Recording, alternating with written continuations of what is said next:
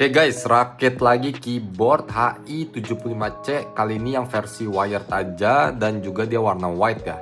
Ini dikombinasiin sama switch dari Kigik yang baru yaitu Kigik Y2. Ini salah satu switch yang mantep banget ya buat Toki, deep banget. Dia lebih deep daripada Y3 guys.